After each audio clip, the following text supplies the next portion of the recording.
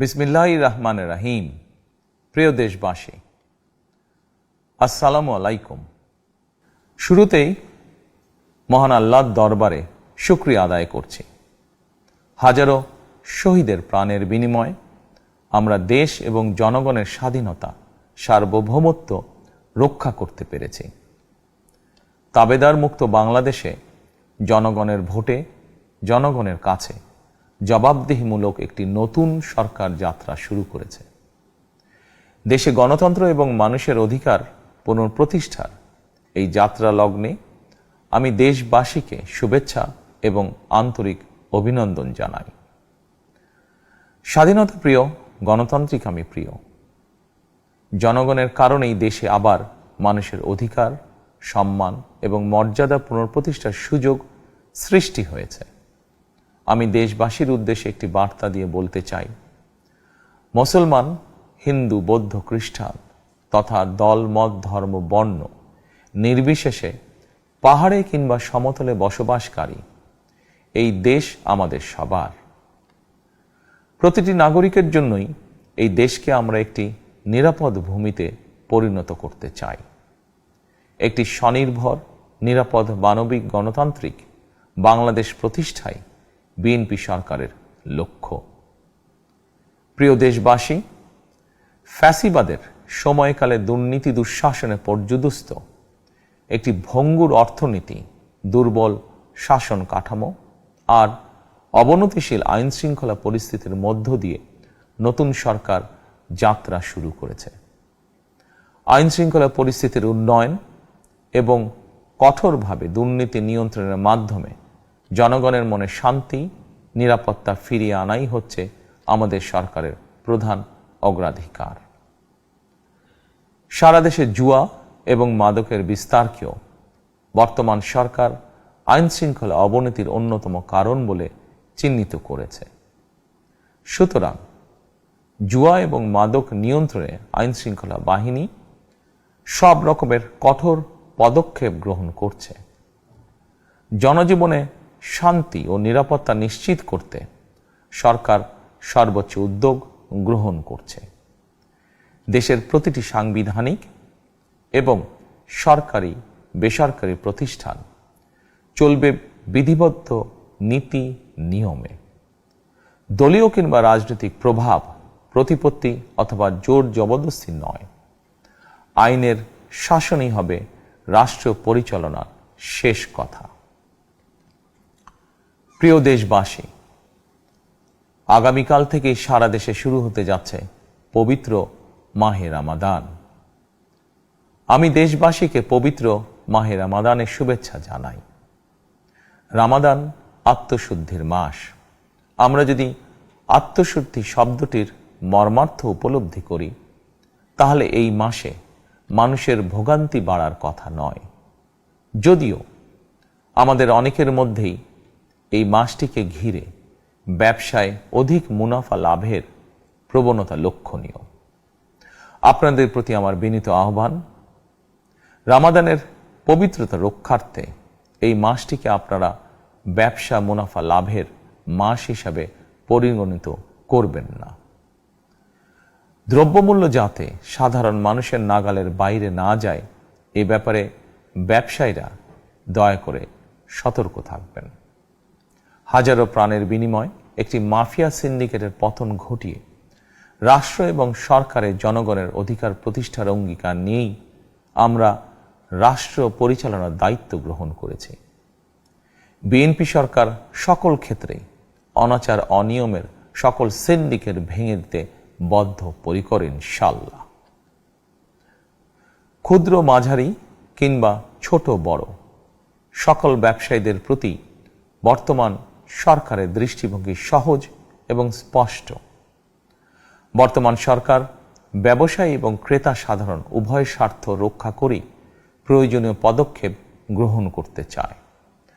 সুতরাং সরকারের পক্ষ থেকে কী ধরনের উদ্যোগ গ্রহণ করলে বাজার পরিস্থিতি নিয়ন্ত্রণে থাকবে কিংবা ক্রেতা বিক্রেতা উভয়েরই স্বার্থ রক্ষা হবে, এ ব্যাপারে আপনাদের যে কোনো ধরনের পরামর্শ কিংবা অভিযোগ শুনতে সরকার প্রস্তুত। ক্রেতা বিক্রেতা গ্রহীতা, এই সরকার সকলেরই সরকার। এই সরকার আপনাদেরই সরকার। আপনারাই ভোটের মাধ্যমে এই সরকারকে রাষ্ট্র পরিচালনার দায়িত্ব দিয়েছেন। আপনারাই এই সরকারের শক্তি। প্রিয় দেশবাসী, পবিত্র রমাদান মাসে রোজাদারগণ বিশেষ করে ইফতার, তারাবি, সেহরি এই সময়গুলোতে নিরবিচ্ছিন্নভাবে গ্যাস, পানি ও বিদ্যুৎ সরবরাহ পেতে চান। এই বিষয়টি নিশ্চিত করতে এরই মধ্যে আমি সংশ্লিষ্ট কর্তৃপক্ষকে নির্দেশনা দিয়েছি। অপচয় রোধ করে কৃচ্ছ্রতা সাধন প্রতিটি মুসলমানের ঈমানি দায়িত্ব।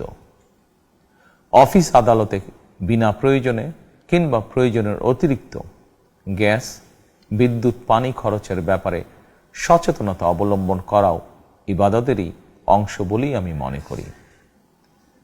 দেশের সকল সরকারি বেসরকারি কর্মকর্তা কর্মচারী এবং জনসাধারণের প্রতি কৃচ্ছ্রতা সাধনের আহ্বান জানানোর আগে আমি সরকারের মন্ত্রী এবং বিএনপি সংসদ সদস্যদেরকে দিয়েই একটি দৃষ্টান্ত স্থাপন করতে চেয়েছি। বিএনপির সংসদীয় দলের প্রথম সভাতেই আমরা সিদ্ধান্ত নিয়েছি, বিএনপি থেকে নির্বাচিত কোনো সংসদ সদস্য সরকারি সুবিধা নিয়ে ট্যাক্স ফ্রি গাড়ি আমদানি করবেন না এবং প্লট সুবিধাও নেবেন না। আমি আপনাদের সামনে বলেছিলাম, রাষ্ট্র পরিচালনার সুযোগ পেলে বিএনপি সরকার মহানবীর ন্যায়পরায়ণতার আদর্শ অনুসরণ করবে। আমি মনে করি বিএনপির সংসদীয় দলের এই সিদ্ধান্ত ন্যায়পরায়ণতার আদর্শেরই একটি অন্যতম প্রতিফলন। প্রিয় দেশবাসী, বিভাগীয় শহরগুলিতে বিশেষ করে রাজধানী ঢাকায় যানজট অত্যন্ত নিয়ন্ত্রণহীন।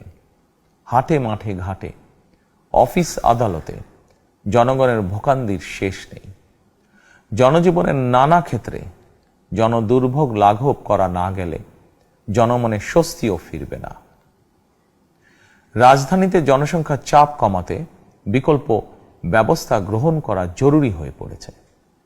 মানুষ তার নিজ জেলায় কিংবা নিজের বাসা বাড়িতে থেকেও যাতে সহজভাবে সঠিক সময়ে অফিস আদালত ব্যবসা বাণিজ্য করতে পারেন, সেই লক্ষ্যকে সামনে রেখেই সারা দেশে রেল যোগাযোগ ব্যবস্থা ঢেলে সাজানোর উদ্যোগ নেওয়া হচ্ছে। এই পরিকল্পনার অংশ হিসাবে প্রথমেই রেল, নৌ, সড়ক এবং সেতু মন্ত্রণালয়ের কার্যক্রম পুনর্বিন্যাস ও সমন্বয় করা হচ্ছে। আমরা মনে করি সারা দেশে রেল যোগাযোগ ব্যবস্থার সহজ, সুলভ এবং নিরাপদ করা গেলে একদিকে যেমন জনগণের শহর কেন্দ্রিক বা নগর কেন্দ্রিক নির্ভরতা কমবে, অপরদিকে পরিবেশেরও উন্নতি হবে। প্রিয় দেশবাসী, আমাদের চারপাশে সমস্যার শেষ নেই, তবে সমস্যার পাশাপাশি সম্ভাবনাও কিন্তু কম নয়। আমাদের বৃহৎ জনগোষ্ঠীকে যদি আমরা দক্ষ জনশক্তিতে রূপান্তরিত করতে পারি, তাহলে এই জনসংখ্যাই হবে আমাদের জনসম্পদ। আমরা নিজেদেরকে দক্ষ করে গড়ে তুলতে পারলে শুধু বাংলাদেশই নয়, বিশ্ব বাজারও আমাদের জন্য উন্মুক্ত।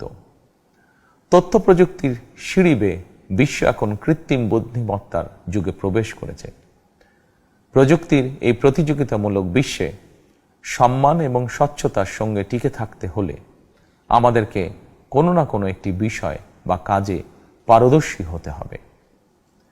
দেশের কোটি কোটি শিক্ষার্থী এবং তরুণ যুবশক্তির উদ্দেশ্যে বলতে চাই, মেধায়, জ্ঞানে, বিজ্ঞানে নিজেদেরকে যোগ্য করে গড়ে তোলার জন্য যত রকমের সহযোগিতা দেওয়া যায় সব রকমের সহযোগিতা দিতে বর্তমান সরকার প্রস্তুত। কর্মসংস্থান এবং কর্মপরিবেশ নিশ্চিত করার সুনির্দিষ্ট অঙ্গীকার নিয়ে বর্তমান সরকার যাত্রা শুরু করেছে। প্রিয় দেশবাসী, দীর্ঘ 18 বছর পর দেশে ফিরে গত বছর 25শে ডিসেম্বর আমি বলেছিলাম, দেশ এবং জনগণের জন্য আই হ্যাভ এ প্ল্যান। 12ই ফেব্রুয়ারি জাতীয় নির্বাচনের আগে দেশের বিভিন্ন স্থানে ঘুরে আমার প্ল্যান পরিকল্পনার অনেক কিছু আমি আপনাদের সামনে তুলে ধরেছিলাম।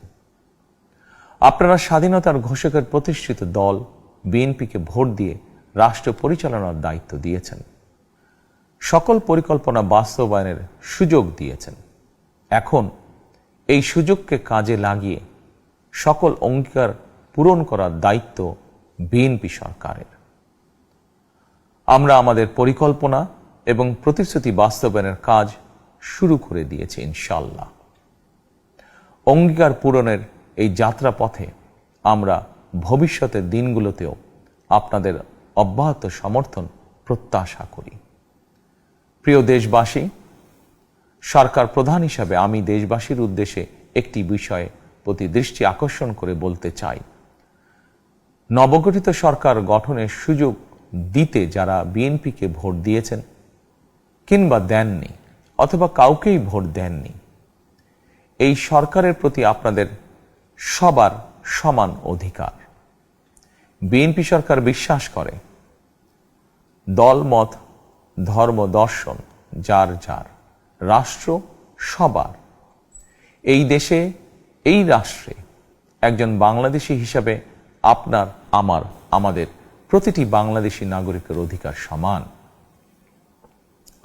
প্রিয় দেশবাসী, আল্লাহ আমাদের সবাইকে নিরাপদ এবং সুস্থ রাখুন। আল্লাহ আমাদের সকলকে ইতিবাচক পরিকল্পনাগুলো বাস্তবায়নের তৌফিক দিন। পবিত্র রমাদান মাস শুরুর শুভ লগ্নে আল্লাহর দরবারে এই নিবেদন রেখে আমার বক্তব্য শেষ করছি। আল্লাহ হাফেজ। বাংলাদেশ জিন্দাবাদ।